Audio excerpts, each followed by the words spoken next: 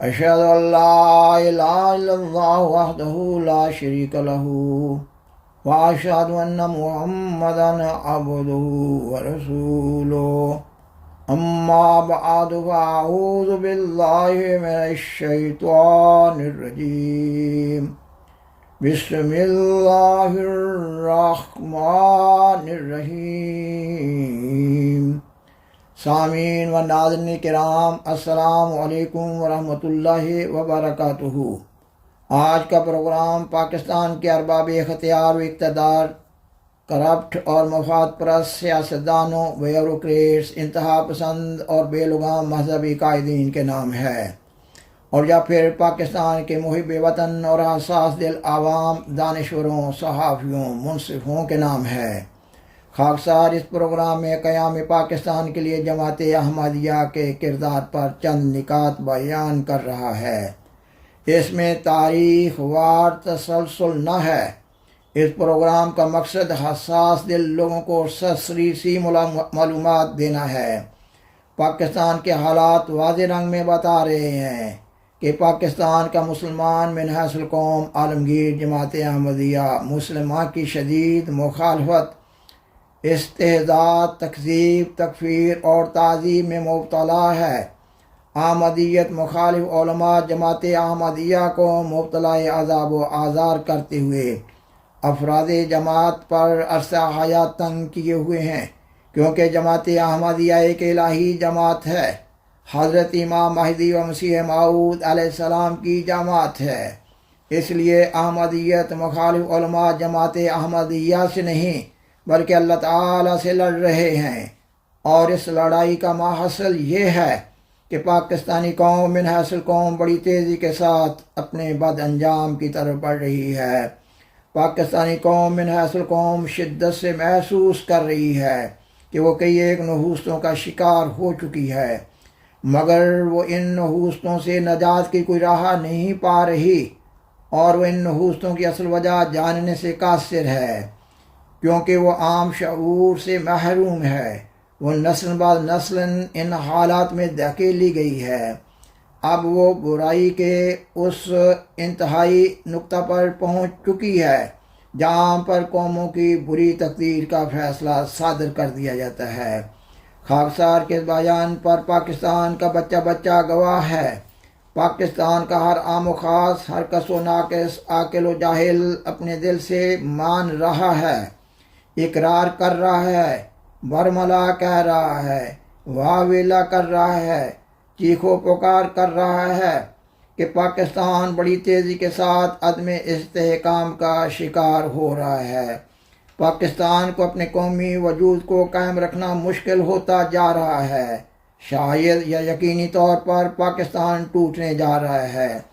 بعض مفسرین حالات حاضرہ اور تجزیہ نگار اس نا امیدی کے ماحول میں یہ ناپسندیدہ آواز بلند کرتے نظر آ رہے ہیں کہ قائد اعظم محمد علی جناح نے پاکستان بنانے میں غلطی کی، یا یہ کہ قائد اعظم محمد علی جناح نے پاکستان میں اسلامی نظام کے نفاذ کے وعدہ پر مسلمانوں سے ووٹ لیے اور پھر اسلامی نظام نہ لائے، لہذا انہوں نے مسلمانوں کو دھوکہ دیا اور مسلمانوں سے جھوٹ بولا۔ خاکسار بیان کرتا ہے کہ ایک پاکستانی احمدی قیام پاکستان کی اصل کہانی کی حقیقت اور پاکستان کے عدم استحکام کی وجوہ کو بخوبی جانتا ہے۔ کاش پاکستانی قوم اگر آج بھی قیام پاکستان کی اصل کہانی اور پاکستان کے عدم استحکام کی وجوہ کو احمدیہ نقطہ نظر سے سمجھ لے تو شاید اپنی غلطیوں کا ازالہ کرتے ہوئے اپنی نحوستوں کو دور کرنے میں کامیاب ہو سکے۔ سامعین و ناظرین کرام، متحدہ ہندوستان میں آزادی کی تحریک چلی تو اس وقت حساس دل مسلمان دانشوروں نے بشدت یہ محسوس کیا کہ انگریز کے چلے جانے کے بعد مسلمان قوم ہندو قوم کی غلام بن کر رہ جائے گی۔ اس احساس کے تحت بعض ممتاز مسلمان زعماء نے ہندوؤں کی سیاسی جماعت کانگریس کے بالمقابل مسلم لیگ کی بنیاد رکھی۔ حضرت امام جماعت احمدیہ سیدنا حضرت مرزا بشیر الدین محمود احمد رضی اللہ تعالی عنہ اپنی اوائل خلافت سے یعنی 24 سال کی چھوٹی سی عمر میں ہی ہندوستان کے مذہبی اور سیاسی رہنماؤں کی نظر میں نہایت قدر کی نگاہ سے دیکھے جانے لگے تھے۔ مسلمان سیاسی رہنما آپ سے رہنمائی حاصل کرتے تھے۔ مثلاً تاریخ احمدیت جلد چہارم کے حوالے سے بیان کیا جا رہا ہے کہ آپ نے مسلمان زعماء کی درخواست پر 11 ستمبر 1927 عیسوی کو شملہ میں 3 گھنٹہ تک مسلمانوں کی انفرادی اور قومی ذمہ داریوں پر خطاب فرمایا۔ اس اجلاس میں بڑے بڑے ممتاز زعماء جیسا کہ قائد اعظم محمد علی جناح صاحب، سر ذوالفقار علی خان صاحب، مولانا شوکت علی صاحب اور محمد علی جوہر صاحب بھی شامل تھے۔ ایک وقت آیا کہ قائد اعظم محمد علی جناح مسلم لیگ کے سربراہ مقرر ہوئے۔ کانگریس کے انتہا پسند ہندو لیڈروں نے قائد اعظم محمد علی جناح کو ان کے مقاصد میں ناکام بنانے کے لیے کانگریس نواز مسلمان علماء کی خدمات حاصل کی، اور پھر کانگریس نواز مسلمان علماء نے ہندوستان کے مسلمانوں کو قائد اعظم کے خلاف خوب ابھارا۔ مسلمان علماء اپنے بے ہنگم جتھوں کے ساتھ مل کر قائد اعظم محمد علی جناح کا ہندوستان میں عزت کے ساتھ جینا دوبر کر رہے تھے۔ نومبر 1930 عیسوی سے لندن میں گول میز کانفرنسز کے انعقاد کا آغاز ہوا۔ ان کانفرنسز میں ہندوستان کی آزادی اور آزادی کی نوعیت اور مسلمانوں کے حقوق کے تحفظ پر بحث ہونی تھی۔ حضرت امام جماعت احمدیہ کی ہدایت پر جماعت احمدیہ کے عظیم سپوت حضرت سر چودھری محمد ظفر اللہ خان صاحب گول میز کانفرنسز کے ہر اجلاس میں شامل ہوتے رہے۔ اس وقت متحدہ ہندوستان کے اخبارات میں آپ کی ان خدمات پر آپ کو خراج عقیدت پیش کیا جاتا رہا۔ علامہ ڈاکٹر محمد اقبال صاحب ان کانفرنسز کو چھوڑ کر ہندوستان واپس آگے۔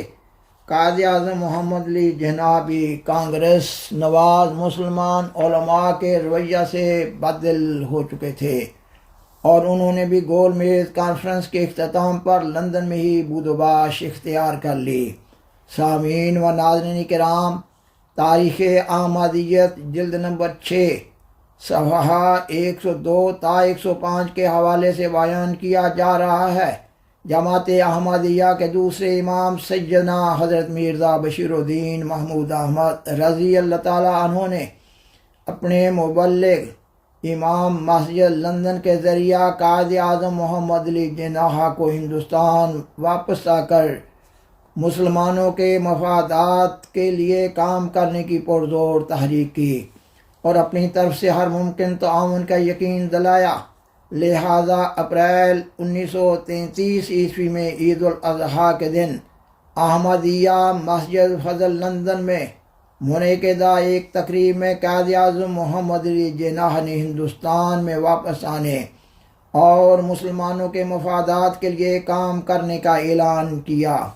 قائد اعظم محمد علی جناح نے ہندوستان واپس آ کر مسلمانوں کی نمائندہ سیاسی جماعت مسلم لیگ کی تنظیم نو کی، اور پھر متحدہ ہندوستان کی آزادی کی تحریک کی کھوک سے دو قومی نظریہ پیدا ہوا، اور پھر دو قومی نظریہ سے قیام پاکستان کی تحریک نے جنم لیا۔ جب پاکستان کی تحریک آگے بڑھ رہی تھی تو کانگریس نواز مسلمان علماء بھی قائد اعظم اور مسلم لیگ کے خلاف حسب سابق زیادہ متشدد ہوتے جا رہے تھے۔ وہ قائد اعظم کو کافر اعظم قرار دے رہے تھے۔ وہ یہ دعویٰ کر رہے تھے کہ کسی ماں نے وہ بیٹا نہیں جنا جو پاکستان کی پے بھی بنا سکے۔ وہ پاکستان کو بازاری اور اسے تشبیہ دے رہے تھے۔ وہ پاکستان کو پلیدستان قرار دے رہے تھے۔ وہ قائد اعظم کے ساتھ کام کرنے والی سب سے زیادہ منظم اور مخلص جماعت احمدیہ کے خلاف احمدیہ کارڈ کا استعمال کرنے لگے تھے۔ اخبار انقلاب لاہور کی اشاعت 20 اکتوبر 1945 عیسوی میں ہے کہ قائد اعظم محمد علی جناح نے کوئٹہ میں مسلمان ہند سے خطاب کرتے ہوئے اپنی تقریر میں کہا، ہمارے خلاف بعض طاقتیں کام کر رہی ہیں اور کانگریس ارادہ کیے بیٹھی ہے کہ ہماری صفوں کو ان مسلمانوں کی امداد سے پریشان کر دیا جائے۔ یہ مسلمان ہمارے خلاف مسلمانوں کو گمراہ کرنے کے کام میں بطور کارندے استعمال کیے جا رہے ہیں۔ یہ مسلمان سے دہائے ہوئے پرندے ہیں، جو صرف شکل و صورت کے اعتبار سے ہی مسلمان ہیں۔ کانگریس کے پاس دولت کے وسیع خزانے ہیں، ان کے پاس مضبوط تنظیم اور پریس ہے، مگر حق ہمارے ساتھ ہے۔ سامعین و ناظرین کرام، 1945 عیسوی میں لندن میں ہونے والی کامن ویلتھ ریلیشنز کانفرنس میں ہندوستانی وفد کے قائد اور احمدیت کے جلیل القدر سپوت حضرت سر چودھری محمد ظفر اللہ خان صاحب نے تقریر کرتے ہوئے کہا، ہندوستان نے برطانوی قوموں کی آبادی کی حفاظت کے لیے 25 لاکھ فوج میدان میں بھیجی ہے، مگر وہ اپنی آزادی کے لیے دوسروں سے بھیک مانگ رہا ہے۔ خاکسار بیان کرتا ہے کہ حضرت سر چودھری محمد ظفر اللہ خان صاحب کی اس تقریر نے دنیا بالخصوص انگلستان اور ہندوستان کے پریس میں ایک تہلکہ مچا دیا، اور کہا جانے لگا سر ظفر اللہ کی اس آواز میں ایک گرج ہے اور دھماکہ ہے، اور کہا جاتا ہے کہ سر محمد ظفر اللہ خان صاحب کے اس فکرہ نے انگلستان کے وزیر اعظم کو ہندوستان کی آزادی کا اعلان کرنے پر مجبور کر دیا۔ خاکسار بیان کرتا ہے کہ بعض نادان اور کم فہم لوگوں کا یہ محض وسوسہ ہے کہ قائد اعظم محمد علی جناح نے پاکستان میں اسلامی نظام کے نفاذ کے نام پر ووٹ حاصل کیے۔ خاکسار بیان کرتا ہے کہ مسلم لیگ میں مسلمانوں کے تمام فرقوں کو لانے کے لیے مسلمان کی ایک تعریف کا تعین کیا گیا تھا، یہ کہ جو کلمہ طیبہ پڑھتا ہے خود کو مسلمان کہتا ہے اور قرآن مجید کی شریعت کو منسوخ قرار نہیں دیتا، وہ مسلمان ہے۔ قائد اعظم نے جب اپنی تقاریر میں یہ کہا کہ مسلمان آزاد مملکت میں آزادی کے ساتھ اسلامی نظام پر عمل پیرا ہو سکیں گے، تو ان کا یہ مقصد تھا کہ ہم غیر مذاہب بالخصوص انتہا پسند ہندو سے نجات پا جائیں گے اور کوئی فرقہ دوسرے فرقہ کے مذہبی معاملات میں مداخلت نہ کرے گا، جیسا کہ انہوں نے اپنی 11 اگست 1947 عیسوی کی تقریر میں بیان کر دیا کہ پاکستان کے سب شہری اپنے اپنے مذہب پر عمل کرنے کے لیے آزاد ہیں، ریاست کو کسی شہری کے مذہب سے کوئی سروکار نہیں۔ عام فہم بات ہے کہ اگر کوئی شخص اپنی ذات اور اپنے گھر والوں پر اسلام کو لاگو کرنا چاہتا ہے تو کسی دوسرے کو اس پر اعتراض نہ ہونا چاہیے، مگر بدقسمتی کی بات ہے کہ کانگریس نواز مسلمان علماء جنہوں نے متحدہ ہندوستان میں قیام پاکستان کے مفاد کو نقصان پہنچانے کے لیے احمدیہ کارڈ کا استعمال کرنا شروع کیا تھا، انہوں نے پاکستان میں آ کر بھی اس ناپاک دھندا کو جاری رکھا اور پاکستان کی تعمیر و ترقی کے لیے جماعت احمدیہ کے کردار کو ختم کرنے کے لیے جماعت احمدیہ کے خلاف ایک انتہائی نفرت انگیز ماحول پیدا کیا۔ اگر پاکستان کی تعمیر و ترقی کے لیے جماعت احمدیہ کے کردار کو ختم نہ کر دیا جاتا تو پاکستان ایک عظیم اور مثالی اور طاقتور مسلمان ملک ہوتا، پاکستان کی ایک مؤثر آواز ہوتی، دنیا کے کسی گوشہ میں نہ صرف مسلمان بلکہ ہر انسان پر ہونے والے ظلم کا مداوع کیا جا رہا ہوتا۔ سامعین و ناظرین کرام، یہ مضمون ابھی جاری ہے۔ بالآخر درخواست ہے کہ برائے مہربانی اس پروگرام کو لائک کریں، دوسروں سے شیئر کریں اور حضرائے کرم اس چینل کو سبسکرائب کریں۔ جزاکم اللہ تعالی احسن الجزا۔ وآخر دعوانا ان الحمد للہ رب العالمین۔ والسلام علیکم ورحمۃ اللہ وبرکاتہ۔ شکریہ۔